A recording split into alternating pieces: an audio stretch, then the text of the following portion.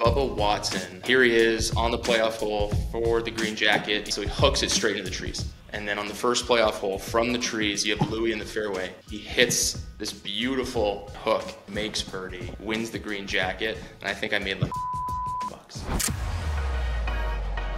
If you can buy each of your MoneyMillsLocks members something, what do you think that they would want? Something within a and that's something that I've been doing since day one. What do you guys provide? How do you differentiate? People who have never even watched golf are now glued to their computers and watching 6 hours of golf on a Sunday. Once you get in, people don't often leave.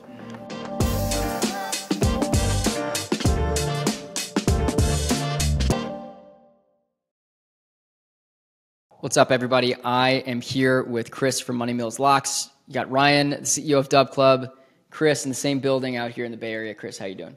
Good, man. Thank you for having me. Of course. We're gonna do the nickname that I just learned about, Millsy. Call him Millsy throughout the rest of the it's probably episode. Best.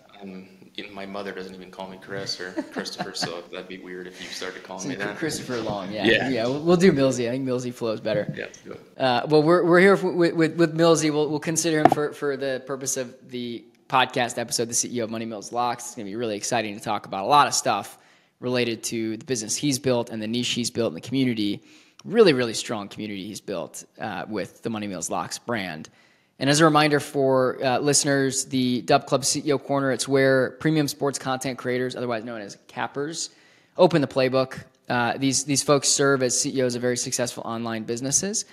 And each of these CEOs is building online empires from the ground up. We'll talk about Chris's business today, Millsy's business today. It's only been, 8 months since this really got off the ground with MoneyMillsLocks sometime in January this year. And feels like, I don't want to speak on your behalf, but you've learned a lifetime of lessons from the last 8 months. And from our conversation earlier, it sounds like you're really excited to take this to the next level. And some context, it's, again, been less than 12 months, and Millsy is already looking at a very healthy business from the standpoint of hundreds and hundreds of people have paid him to get his advice, specifically on golf betting, a lot of, frequenting Hard Rock Casino quite a bit, and a lot of really good advice just in and around, we talked about earlier, portfolio strategy when it comes to futures in golf tournaments. And there's just a lot to learn, I think, from his approach. And I feel like even just after like 10 minutes of talking with you, I'm like, I want to bet on golf now. It's just, it sounds so fun, even if people don't know much about the game. So we're going to get into this quite a bit. But I want to start with my favorite question to kick things off. And it's something we actually haven't talked about explicitly yet, but I think this will definitely ring a bell for you. Every great entrepreneur, whether the business starts in January 2024 or in the 1900s, they have an origin story with their business. Millsy, tell me about your first big sports betting memory. Oh man, this year in general has been one to remember, and what's been really fun about having this community is people have been along for the ride. Yeah. But for me personally, I think that first initial one, and for all my golf bettors out there, you may remember this, but Bubba Watson in 2012 won the green jacket, won the Masters. Yeah. A bit of a long shot. He won in a playoff against Louis Oosthuizen. Louis earlier in the day actually made an albatross on the second hole from the middle of the fairway. And for those that don't know anything about albatross, explain. -3, so hits the fairway off the tee on 2. Yeah. Hits the green, hits the slope, runs all the way down and makes it. So -3 on a par 5, he made it in 2. Yeah, that's incredible. So he's 3 under through 2. That I think is cooler. I just want to applaud that. I hot take. I think an albatross is cooler than a hole in one. I think it's harder. Well, it is harder. You're technically statistically, it is harder. You're farther away from the hole. Because there's, on average, 3 to 4 par 3s. You could argue the same thing, but most of the time the par 5s they're not reachable in 2, especially for the common folk. Yeah. But if you look at the tour, the pros maybe make 1 or 2 a year, where there's a hole in 1 or even 2 every tournament. Yeah. So you give a short iron to these pros, and they're making hole-in-ones. Yeah, that's for sure. Anyways, I don't mean to deviate, but I think it's very meaningful. People realize how hard it is to make. I mean, it's very borderline impossible to make a hole-in-one. But and I mean, if anybody knows who Bubba Watson is, again, my golf followers, you know, this is a guy who had long flow at the time, big pink driver. Oh yeah. You know, never had a golf lesson, just hitting bombs, left to right, fade. He's all over the place. He's kind of like the Scotty Scheffler with his feet all over the place, but you know, back then. Yeah. But yeah, he makes it unorthodox. Little unorthodox, different. But you know, the crowd loved him because he's just different. But on the first playoff hole, and I remember because this was, you know, almost 15 years ago. Yeah. And I'm just a kid in my, you know, apartment at the time, college at the time. And I don't know, I think I threw like $50 and he was 75 to 1 pre-tournament. And I don't know why, I have no explanation on why I picked him. But here he is on the playoff hole for the green jacket. He's never won before. And then he hooks it, he's left, so he hooks it straight into the trees. And then on the first playoff hole from the trees, you have Louis in the fairway. Yeah. He hits this beautiful, again, hook, or I guess a fade for him, being left-handed. Yeah. Hits it to the green, you know, makes birdie, wins the green jacket, and I think I made like $2,500. Wow. And that was probably the first experience where I knew, you know, golf was like, hey, with all these long shots with the odds, you know, maybe this is something that I should do more regularly. Yeah. I mean, that description just gave me goosebumps. That's like, because it's just cool. I mean, the fact like how detailed you have that memory ingrained in your brain. Where were you when you were watching that? I was sitting in the dark in my apartment. It was no, I mean, I had power at the time. I don't remember. I remember, you know, vividly that I was sitting there in the dark. Watching it pure on, cinematic experience. You know, on the 55-inch Samsung that I bought from Best Buy maybe like a month prior after moving into like my first place that I owned, and it was, you know, a big deal. But yeah, nobody around me, and I just remember like what an experience. And I think every sports bettor has that, you know, that one experience where, you know, it gets the heart beating a little bit. Yeah, 100%. And we're going to talk about that as it relates to your community, because I think that like the experience is like why I think so many people bet on sports. 3 in 4 people bet for fun. They want that experience. They crave that. And I think you touched on that like almost perfectly with it also with that story. Made me feel really old thinking about 2012. Doesn't feel like 12 that long years ago, but that was 12 years ago. And 12 years before that, I guess 10 no, only 8 years before that. I think it was Vijay Singh who was sort of, I think he dethroned Tiger as the #1 golfer at the time, and it was he won 10 times in a season. Yeah, it's remarkable. Isn't Scotty's pretty close to doing that, isn't he? Scotty's got 6 wins this year and a gold medal. So 7. Okay. Technically the gold medal doesn't count, but I mean, it's still 7 wins. I was gonna say the gold medal should count as multiple. Yeah. It's probably cool. I mean, I don't know how people think about that from the golf standpoint, but for me, it's like, man, you won a gold medal in the Olympics. That's pretty damn cool. Yeah. And the MoneyMillsLocks community thrived off that win. Yeah. That was a good one. Yeah. What I want to get into, which I think is really cool, you have a portfolio approach when it comes to betting on golf, which is fascinating because you're giving people advice on what to bet on and how to maximize the likelihood that they're going to make money. And I think of, you know, these famous like hedge fund guys that have these big portfolios, you know, you name your person on, you know, in New York. Yeah. The way that you approach betting on golf is looking at a bunch of different possible outcomes and the different payouts associated with those outcomes, and then kind of spreading the wealth accordingly. And the way that I likened it for folks that don't know anything about golf, but participate in something like the March Madness bracket is you make a bunch of predictions on who's going to win the tournament, and you hope to God that one of them or 2 of them or 3 of them end up in like the final round, which would be the equivalent of like the final 4.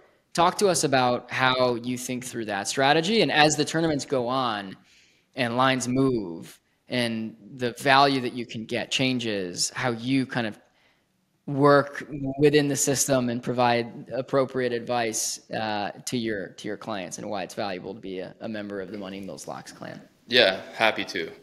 You know, giving away a little bit of the secret sauce, but I'm all for it. Hey, win more together.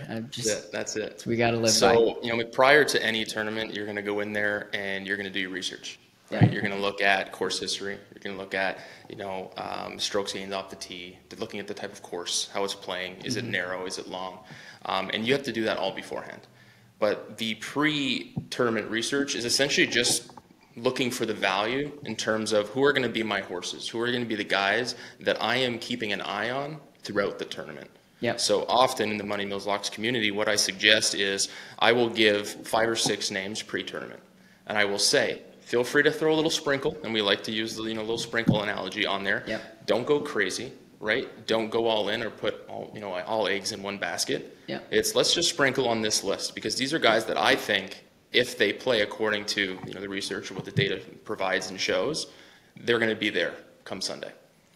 But it's very rare that you actually pick an outright winner pre-tournament, right? The value, why we have 10 outright winners this year in this season alone is because of the ability to follow and live bet. Yeah. If you're looking, all those big tickets that I've had personally this year and all of my community have had are on the live betting. What are some examples? I know you've perfect example is Wyndham Clark. Yeah. Right. That was a one-off because it ended at the Pebble Beach Pro-Am. It only went 54 holes. Yeah. But anybody who was following that tournament knows that he shot 60 on that Saturday. Right. The weather got poor later in the day. Yeah. But he shot a 60 and went from essentially fighting. He just made the cut, shot 60, and was leading after day 3. We got him at 250 to 1. Wow. How did that happen? Right? He starts on the first hole, hits a bomb down the fairway, sticks it to 3 feet. The tour average of them making birdies within 3 feet, it's almost automatic. Yep. So prior to him making that 3-foot putt, I'm looking at the odds going, he's 6 behind right now at 250 to 1. This is a guy with a proven track record who plays well in tough conditions. Yeah. It wasn't looking that great that day. So what did I say to the community? This guy is worth taking at this value. Yeah. What does he do in the next hole? Eagles the par 5 second hole. So now he's -3 through 2 holes. Yeah. He then proceeded to shoot a 60 that day, took the lead. His odds went from 251 down to -110, and then luckily for us, they didn't have to play the final round because the weather kicked in, and that is they insane called the tournament. value. So let me make sure I understand that. Basically, over the course of like an 18-hole stretch, your payout went from, you put in $100, you get $2,500, right? Or no, 25,000. Yeah, to if you put in $100, you get like 90 something, 91. That -110 is what I heard. Exactly. That is insane. In a 4-hour stretch, 6-hour stretch. Yeah, that is unbelievable. Basically, you made anyone who was in your DubClub at the time, in your premium service that you're distributing this advice to, you made them essentially $24,900. Yeah, on a $100 bet, and I'm sure you're putting in more, but that is remarkable. So one of the things that we talked about, which I think is really interesting, for those of folks that have watched the movie Rain Man, we've got a real life Rain Man from a golf standpoint, and you can hear some of that in what you described with where the ball landed, how far from the hole it was. Where did that come from? Like, where did you? Obviously, Rain Man has his own background and his own reasons for being obsessed with numbers and having a photographic memory and being able to count cards and whatnot. For you, where do you think the passion and the Rain Man-like memory around golf has been born? Yeah, I don't know.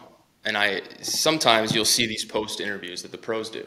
Yeah. And they'll say, what was the turning point in your round? Well, I'm 13, I hit a 4-iron, and then I stuck it. It was a tucked pin on the right-hand side, and all I knew is I had to hit it right to left and hit it off the wind. Yeah. Right? And they stick it from 6 feet to make the birdie, and they go in their run. You hear the pros talk about it, right? They know every shot that they've hit.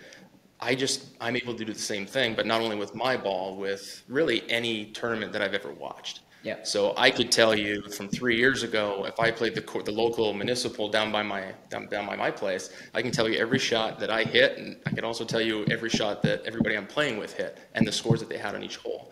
But I essentially take that approach to the PGA Tour, and I follow shot tracker. So during every tournament, because again, within our community, we have live support as well. Yep. Right. So I'm giving these plays as the tournament progresses, as it goes. I have Shot Tracker, I got ESPN Plus, and then I got 2 different books watching odds change in real time. Yeah. So I know that, let's use an example from last week.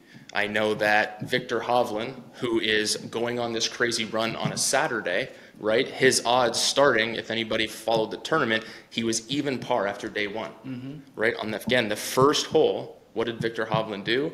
He drove it down the fairway to the right-hand side. He only had 109 yards in. Yeah. The pin was tucked on the right. Typically, his proximity numbers from that distance are very strong. So it was likelihood that he was going to hit it within 6 feet and then make a birdie. At the time, his odds were 80 to 1. And after he made that birdie, they dropped to 30 to 1. So there was a 50 to 1 value on one birdie. Because they know, based on Victor Hovland, based on his experience, if he starts well, he stays hot and he goes low. Yeah. He finished that round -7, which allowed him to be back in the tournament. And if you watched last week, he basically almost won when Matsuyama choked. Yeah. So you would have got him early on day 2 at 80 to 1. When going to the final round, he was maybe like 8 to 1. That is unbelievable, because the amount of timeliness as like time equals value in this world. And it sounds like in a matter of not even minutes, like often seconds, he putts it. The line will move when that ball goes in. And if people are listening to you and they're active in the community, they'll get that value off the bat. Yeah. It's almost like a proactive approach that I know what's going to happen based on experience. Yeah. And again, I know the different holes as well. So it doesn't have to be necessarily a shot. I know that this player, based on his strokes gained off the tee, strokes gained approach, or if he's just a very strong scrambler, if I know that a guy is greenside and 2 on a par 5, and he has an easy chip because I've seen it previously in the day, he's going to get up and down from there. He's going to tap in for birdie, and then he's going to be 1 under and closer to the lead. Yeah. So having said that, I know that his odds right now may be 75 to 1, plus 7,500, but as soon as he makes that birdie, his value is going to drop down to plus 5,000, and I've just made plus 2,500 value before the line dropped. So what fascinates me about everything I'm hearing is it seems so obvious to me the value of paying for your service. If I'm betting on sports, like 40 million people in the US alone every week, why would you not want to pay for something that will guarantee you make more money than what you're doing yourself, which again is the mission of DubClub, help people win more together. Why do you think the general market does not understand how much ROI, return on investment there is to buying a subscription to you? We talked about difficulty when it comes to awareness and, basically reach was the word that you used. And part of this question is also getting at your description as CEO of MoneyMillsLocks. What do you guys provide? How do you differentiate? And from a marketing standpoint, why do you think that's not resonating? Do you think that there is something left on the table that you need to go out and grab? I mean, it's a really great question. I think that if you look at my community as a whole, once you get in, people don't often leave, right? Because the results are there. We provide a sense of community, but also too, and you can look at reviews, testimonials. Once people get in and experience it, golf ends up becoming the favorite thing that they bet on. People who have never even watched golf are now glued to their computers and watching 6 hours of golf on a Sunday, which is crazy because these are people who were, basketball fans, hockey fans, soccer fans, etc. And when there's nothing else going on, it's like golf, golf, golf. Give me all the golf I can get. Yeah. But it also, like you mentioned, it's nice because it's almost like a miniature future. Because people love to put in those division winners, the conference winners, the Super Bowl bets for those 8-leg parlays. Yeah. Whereas you can kind of have a future over the course of 3 to 4 days that you can follow and that you can be committed to and you can be emotionally attached to. Yep. So the community itself, why I think it's so powerful, it's because we do have that live support, that live betting support, but also the coaching as well. So there's people who have come into the community over the last 8 months that knew nothing, that now know significantly more because of the education that we're providing in the community. And it's nice when I see someone who 3 months ago knew nothing, answering questions within the community, helping someone who just joined last week. Yeah. So the community itself and the value is there. But to answer your question, why aren't more people joining? is because it's like anything, right? Like, how do you know who to trust in this industry? How do you build that credibility? And a lot of the times winning isn't enough, because I've been able to post a lot of great tickets and we've had great success stories, and we've had people buy Ford Raptors and pay off credit card debts, and then, you know, personal messages that I've received being able to help people win money because they've never won money before betting. This is a new experience for them. I think just the overall reach, gaining that trust, that is the biggest thing. But I also think that because we're very golf focused and golf centric, people are afraid because they don't understand golf, they don't know it.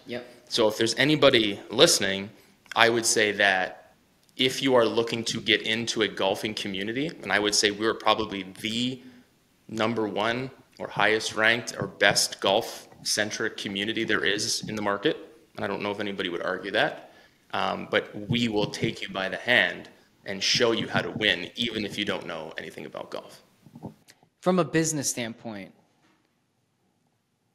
first of all, as a user, I buy all that because I know you and I trust you. But if I'm somebody who doesn't know MoneyMillsLocks and I'm out there, I'm left wondering, man, this is a lot of money to put up front in order to see if this guy is legit. And I think that's a problem in the industry that you know, obviously DubClub is trying really hard to counteract that, because we have over 1,000 partners. They're effing awesome, man. Like, they're so smart.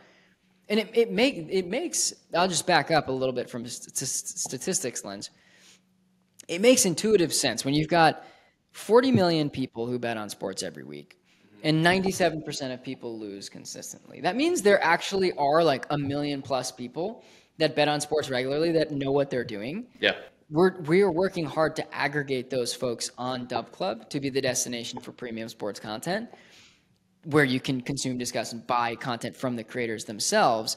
But I think the problem is there's still a gap with people understanding and there being an openness from the market to pay that much money up front, you know, $100+ a month to experience what is this awesome sales pitch. Because you actually have a really unique skill set where you're really effing good. You've got that Rain Man style approach, research plus incredible memory plus analytical brain, combined with the ability to sell. I mean, you have a background as a salesperson in your alter ego. That's a wicked combo, and I think some people they have their guard up when they see the, you know, $170 or $200 a month sticker price. What do you think you can do for your business to make it more, I would say, comforting for somebody to join your DubClub in a way that they don't feel like they're putting, you know, money down or like putting a down payment on a house to start? Yeah, and I think that also people have been rubbed the wrong way or jaded because of previous experience as well, where they've invested into themselves, into their betting experience, and they sign up for someone who just doesn't win. That's right. And it's you know, you're perceived as a scam. You're just another capper. That's right. And enough times getting burned, those people are going to start to look the other way. Yeah, and I think it's a good question. I think what I would love to do, and when I do anything, I'm all in. So you can see that through the community. You can see that through the support. If anybody has, you know, a different book, let's say, that they're working within, and the line that I'm providing, you know, let's say pre-tournament, or maybe even live, isn't available, right? They know they can reach out and say, this isn't available, what would you suggest instead? Or they may ask the question, I have this available, what would you suggest in this matchup specifically? So it's more also providing more insight. But where I'm going with that is when I do something, I go all in. And I've thought about potentially offering something that is, you know, way more affordable, so that way the masses can enjoy.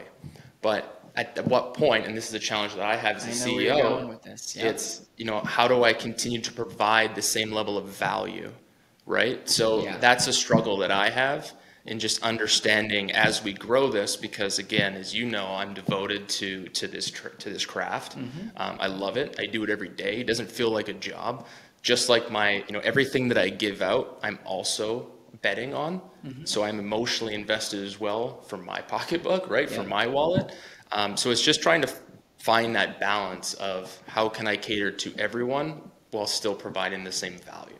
Yeah, I actually think that's really hard, by the way, because basically what the trade-off you're making right now, you're at a crossroads of deciding what else to productize. Essentially, it's like you have one product already, and it provides a lot of value. It provides the advice, it provides the community, it provides the Q&A, it provides a lot of knowledge and information around improving people's sports acumen and also making more money than they would on their own.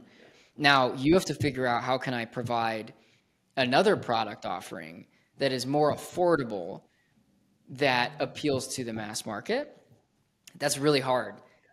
But I know you can do it. I guess we talked about this. I know you can do it. I know if you sort of take a step back and you're able to kind of look at the market, you can do it. And by the way, that's what like great CEOs do. And what I think a lot of our partners kind of think very critically about when they launch new products is there's a gap here in the market, and that is underserved. And what you found with your golf betting advice was very underserved market for golf. Yeah. Very underserved. I mean, and it's a very interesting. It's a very interesting thing to bet on. And the reason I say it's underserved and it's still underserved, a lot of people that join your Dub Club are not people that are coming from regularly betting on golf. It sounds like they are people who want to bet on sports, and they know you're the golf guy, and they come in and they ask you, what's the score of the match? It's like, what are you even talking about, guys? Like, do you know how golf works? And then you have to sort of bring them up to speed. But that's an underserved market. And again, I mean, I'm a huge fan. Like, we're both on Max right now, Apple, Steve Jobs. He just found markets with second-rate products, just shitty products, and then he would go in and build something more superior for users. And you can do that. It sounds like if you combine the Q&A experience, a little bit of white glove, lower price, you can give something to a very large set of users that will take up some of your time. But if you can price it appropriately and make a lot of money from it, it could be a good return on the amount of time that you invest. But that's a really hard problem to solve. Yeah. No, I agree. And for me, I mean, look, like I give feedback to our partners all the time. If I'm a regular person, I'm going to find it hard to pay. What's your monthly price right now? $250 off the bat. I mean, that's me dropping $250 right now out of my pocket, when I could, if I'm a $50 or $100 unit better, I mean, that's a couple bets I could go make. That's a trade-off. That's a huge trade-off. Yeah. Yeah, it's got to make sense. And I think that's also within the community. You'll see there's people with different bankrolls. So a big part of what I do is I'm an advocate for smart betting as well. Yeah. So, you know, the big parlays, the 10 leg, the 8 legs, the 6 legs with crazy odds. I mean, that's how the books make money. Yeah. So for me, it's more like you said, it's diversify the portfolio when you're live betting, right? You want to have as many people as possible on that leaderboard come Sunday. But when we're doing matchup parlays, we're doing singles. It's all about profit at the end of the day. We want green tickets, and our community is filled with them. Yeah. But you're 100% right. So typically, what I try and do is, you know, give week packages. I say let's get you in. Let's give you a first time discount. Right, let's allow you to experience it and come in and make money for 30 days. And then when the $250 comes around in month 2, you don't have a problem paying it. Right. But it's like you said, you need to build the credibility with new people, trying to provide those promotions. But you're right. That's kind of the crossroads where I've been at, is I want to provide a service that everyone can have access to. Yeah. And as we grow the team, how are we going to do that? It's with more subscribers. It's with more members. Yeah, and that's kind of, I mean, me from my perspective as CEO of the company that you're building your business on. We obviously want all of those people who are betting on sports to get the right information. I think the world runs on information. When you go to shop for something, where are you going to look? You look for reviews. You look for what is the merchant selling? Why? How does this compare pricing to other? It's the same concept with betting. People are shopping around with different books. They're doing a lot of research on their own. Like, holy effing crap. You've got a smart ass dude right here who's going to give you that information pre-packaged and make it really fun. And I think that's what we're all about, is like getting more people to buy into that concept and the mission to help people win more together. It's the whole idea. Together is not just, let's have fun together. It's like, no, you actually will be making better decisions with MoneyMillsLocks. And again, it's an investment, right? You could argue, well, I don't have $250, but then you go and lose $400 the first day of the month. It's like you did it on your own. But you're a salesman, so you know that is super hard for a buyer to quantify. You know, that's an intangible amount of ROI that they're having to, and, you know, we just want to keep things simple for people. Yeah. And again, I think it's a problem we'll continue to talk about and work through, but generally it's I think if you distill it down, it's how do you make your service more accessible to more people? And right now price is a barrier, which makes sense. It is what it is. And I think as the market matures, you'll see more people come through, but you'll also probably figure out how to productize in a way that it's a bit more appealing for the mass. Yes. And there's a reason why you don't see golf only cappers. Yeah. Right? It's very hard to do. And I think anyone who has seen what we've done in the last 8 months would agree, like, hey, I'm surprised you're still going, buddy. Yeah. You know what I mean? Like eight months only doing golf, Yep. 10 outright winners, the tickets that you've put up, it's pretty impressive. But it's like you said, there's a lot of other sports. And there's also 7 days in a week. Mm-hmm. And golf is Thursday to Sunday. So, you know, that lull of Monday, Tuesday, Wednesday, what are you going to do? I can't protect anybody during those days. Exactly. Being able to provide value daily is another, you know, challenge that we have. And again, I'm not necessarily taking auditions, but we could potentially have some people that reach out saying, hey, I know a few things about some sports. Yep. And that is exactly where I wanted to go with this, because even with the outright winners in golf, I still gotta wait a couple days. Like, part of the reason why I and a lot of people enjoy betting on sports is because it's instant gratification or instant feedback. You know, negative sometimes, most of the time. That's really exciting, right? To be able to make an investment and immediately know how it turns out. It's a level of impatience that I think a lot of people are accustomed to, and they're not accustomed to waiting 3 days for the payout. So as we get into football season, I want to look back a little bit on the MoneyMillsLocks story to date and talk about your betting successes, I guess, a couple of them. Let's maybe start with this first question, which is, what is the most you've won on a single bet? And do you remember why you made that bet? Yeah, ironically, he just won again. But earlier this year at the Genesis, personally, won $97,000 on Hideki Matsuyama. Say that name again, because he's your best friend. So Hideki Matsuyama, he won the Genesis. So I actually gave him out for free to everyone pre-tournament. That was a free play? So, yeah, and we'll get into that strategy, but yeah. So that week was a free play, which is actually, it was back-to-back free plays, because the week before at the Waste Management, I also gave out Nick Taylor free play at 150 to 1. So back-to-back week outright. But why Matsuyama was so significant was we had got him 75 to 1 pre-tournament. But if anybody recalls, he actually at one point was up to 300 to 1 to win. And it was Sunday morning, and he had made birdie on the first hole. So if at Riviera, where they played, the first hole is a downhill par 5. If you hit a good drive, you got to look at eagle. So he hit it right there, perfect drive, hit the green. If he makes the putt, it's for eagle. Worst case, it's a 2-putt. And again, Matsuyama's one of those guys that can go low. Made birdie on one. I said, guys, we got to go on him again right now. We already have him for 75 to 1. Let's get him again. So I did. And then he made a birdie on 2. And then he made a birdie on 3, and he was -3 through 3, so I got him again. Again, these type of things happen. Wait, so you doubled down? I didn't even know that was a thing. 3 times. So you took him on the first hole at 75 to 1, or what was So it? I took him 75 to 1 pre-tournament. Okay. And then Sunday morning, I took him 300 to 1. Okay. And then he made birdie on 2. So I got him again at 200 to 1. As you slowly saw it drop. As I saw the value dropping and going, this guy's going to go nuts. And then he was 300 through 3. Long story short, everybody else collapsed. He ended up winning on Sunday, and everybody won, obviously including myself. Wow.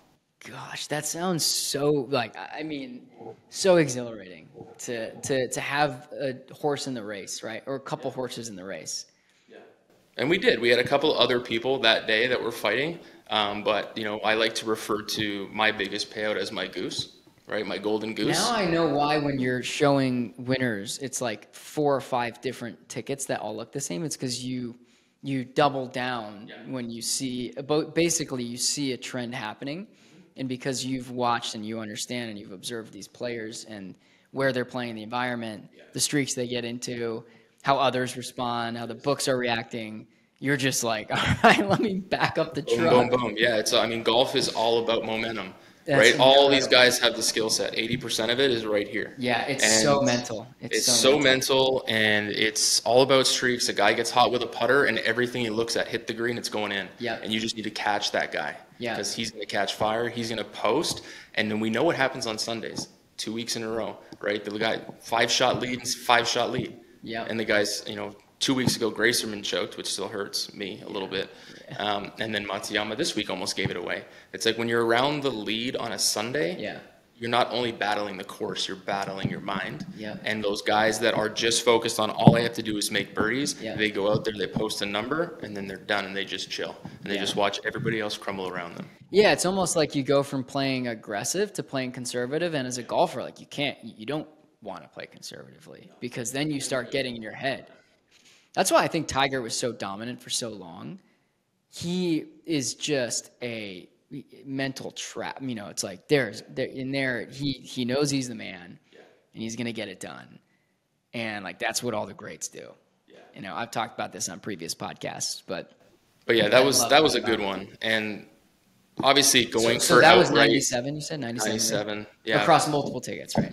Yeah. No, I mean that's incredible. Like same guy, but multiple. Same tickets. guy. Yeah. And then our biggest win this year, odds wise, was rest in peace, Grayson Murray.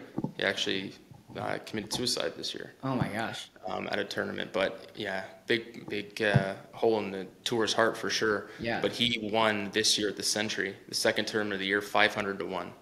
And yeah, I had 100 on him, so that was 50. Wow. Yeah, rest in peace for sure. Yeah. That's very sad. All right, we're gonna jump into really quickly the user case study session. It's actually one quick question because you've talked about some of this already in terms of what people have come forward. I heard a Ford Raptor that people have been able to buy from the winnings that you've allotted them as you've given your advice. A lot of really cool stuff. Now, if I could ask you to, in a roundabout way, give an inkling of the personality of your, very loyal group of 100 folks. And obviously others have come in and out, but like that core 100 group that we've talked about, if you had infinite money was not an object, and you can buy each of your MoneyMillsLocks members something, and they all get the same gift, what do you think that they would want? Experience, something with an experience. And that's something that I've been doing since day one. Before I was making any money doing this, before it got to where it is today, if you ask anybody in the community, like again, a lot of these messages have been super humbling. I mean, it's what keeps me going, right? But anyone you talk to will say, Millsy, MoneyMillsLocks takes care of his community, right? Like Stanley Cup Finals, I live in Florida. Yeah. They were in the finals, the Cats. I took a member of the MoneyMillsLocks community to a Stanley Cup Finals game. That's incredible. Put them up at the Hard Rock in Hollywood. Yeah. Paid for everything. And it's more of just an experience that, one, if I was a part of a community and I was paying for that community, something that I would want. Yeah. So whenever there's a golf tournament within a market, I always ask the community, does anybody live close to the tournament? Let's send you, right? Boots on the ground. Let's get that positive energy. Let's follow our golfers. So I would say that the offline experience too. I would, if I could do anything, it would probably be get every single person in MoneyMillsLocks community on a cruise and then just do the MoneyMillsLocks cruise. Yeah. And it's just like have an awesome time, continue to strengthen and build relationships. Because a lot of the people within the community, I would say, have become friends. Yeah. It's a very close-knit community. Of course, as you know, you're always going to have that core subscriber base. Some people will come and go. But I think even people that would have come and left would agree, it's just a really strong community, and I take pride in that. I think you should. It sounds like to me a huge MoneyMillsLocks group outing at Topgolf is in the future. It's in the cards. Or Topgolf on a cruise. I don't know if they do that yet, but they should. We actually have a Topgolf getting put up. I don't know if you saw it when we were driving down the freeway, right off 101, right near the airport. You fly in, get off the plane. Yeah. 5 minutes to Top Golf. That's pretty sweet. Yeah, we're doing a MoneyMillsLocks fantasy football league as well. Oh, so a bunch of members. How many folks are in it? 10 teams. 10 teams, okay. $500 a team. Wow. So a good little pot. Yeah, you've got to be on your A game throughout the entire season. That's like you are checking your lineups, checking the waivers. Yeah. I mean that. So we have, we've added it to the Discord. We have a specific channel for that. So there'll be a bunch of talk smack going back and forth. All right. Speaking of fantasy, because we're on it, we're gonna wrap it here because we're gonna wrap up the pod here, and we'll continue to do this with the segue into where you're gonna be with football season coming around, because we've talked all about golf, but I want to wrap with football, and that is in the MoneyMillsLocks Fantasy League. Who is your ideal starting fantasy lineup this year? We'll go quarterback, typical. We'll do 3 receiver set, tight end, 2 running backs. I want a kicker, and I want the defense. Okay, so in my league, we don't have kickers. I took them out completely. Oh, I went double flex. Sorry, Justin Tucker. Yeah, Justin Tucker, you're on the bench. Yeah. So we went double flex. It's just a little bit more exciting. Yeah. It doesn't come down to a guy kicking the ball. I get it.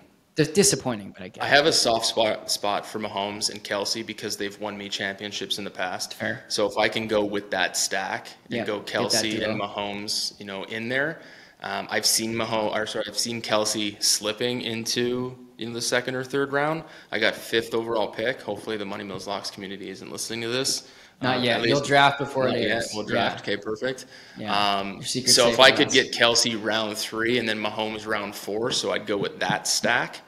Who are the first 2 then? I'm drafting at 5. Yeah, at 5. So I think it really depends at 5 who goes 1 through 4, right? I think you're kind of just you'd have to imagine McCaffrey's off the board, Jefferson's off the board. Yeah, I mean Jefferson might slip. I mean he's got Darnold throwing the ball to him, right?